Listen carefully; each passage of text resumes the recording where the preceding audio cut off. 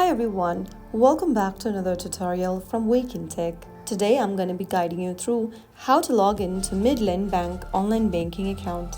First of all, to log into Midland online banking account, launch or open your web browser on your phone or your computer, and then in the URL box type in midlandsb.com. You will then end up in the official site for Midland Bank. Go ahead and tap on login from the home page at the top right corner. In the personal online banking login option, you may go ahead and enter your username, password, and tap on login. If you want to select a different login account, go ahead and tap on the drop down at the bottom and choose the login type for your account. While signing into your account, if you don't remember your username and password, tap on the forgot username/password link at the bottom and follow through the reset process.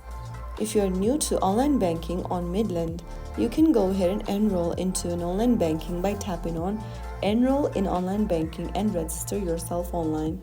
And right after you enter your correct credential and hit login, you will be signed into your Midland online banking account right from your mobile device. So if you found the video helpful, don't forget to like, share, and subscribe.